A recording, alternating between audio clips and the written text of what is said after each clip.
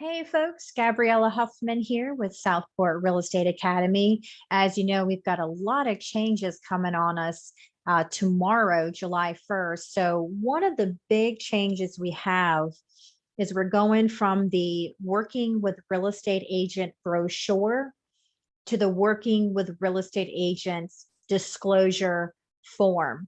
So here's just a snippet of both the buyer side and the seller side. And notice my text in the middle. You now only have to go over the side portion that you intend to provide, meaning if I'm talking to a buyer, I just need to go over the buyer side. If I'm talking to a seller, I just need to go over the seller side. You no longer have to go over the entire brochure. So we'll just look at the seller side for the next couple examples. How to do this brochure.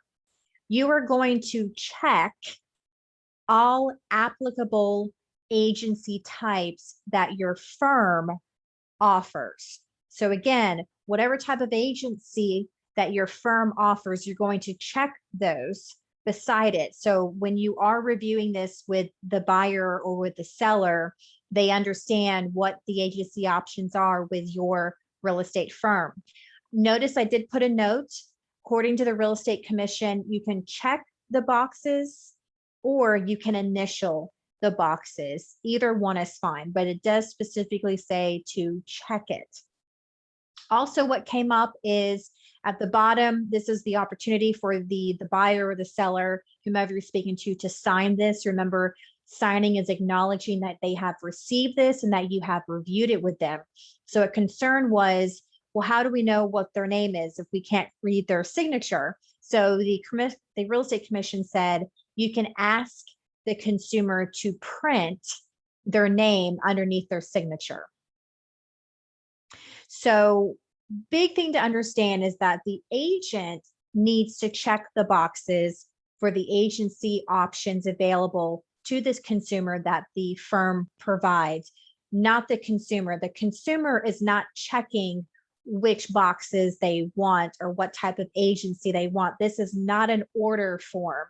This is just saying, hey, we already went ahead and checked the types of agencies that our firm will allow us to practice. Notice as well that there is no tear-offs panel that we would leave behind. So you still have to provide a copy of this to that consumer. They said copy, so it doesn't necessarily have to be a hard copy. It can be a digital copy. So you need to talk to your firm, your BICS, on when we leave a copy behind, what that means. But there is no longer a tear-off panel. Unrepresented buyer is now what it says, parentheses, seller subagency as we know it to be.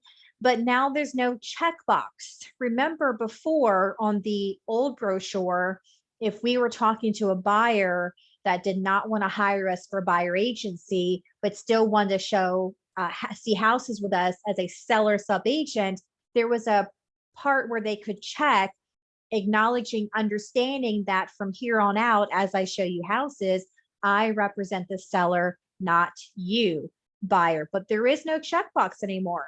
So you're just going to check this section here, and doing so is acknowledging that that's what we're going to practice as seller subagency. So when you also go through this, we used to talk about in the brochure how compensation would be handled and listing the types of services available. That's no longer in this new disclosure form. All of that information has been moved to the Q&A brochure.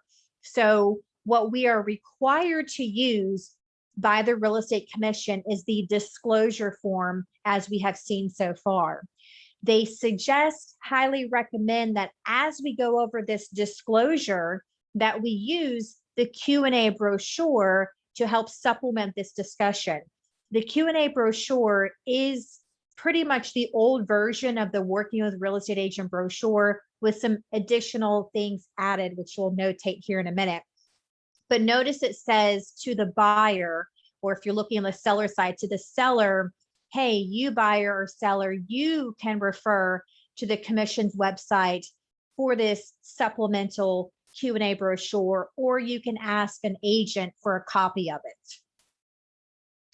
So this is the Q&A brochure. This is not required for us to use by the Real Estate Commission. Now, that being said, your firm may have a policy in which it requires it, so keep that in mind. So notice how it looks like the old brochure, just a little bit different. We've got some visuals here. I'm super excited about this because it actually visualizes different types of agencies, so it's a little bit easier to have that conversation. So old brochure with some added information, such as racial equity, which we're going to talk about this year in update. What happens if agency terminates? Whether or not an agency agreement can be terminated. It's going to define what agency is. It will talk about the length of time agency agreements are. It will address the question on commissions. Is there a standard fee? And as you saw before, some really cool visuals to help us out when having to explain the different types of agency options.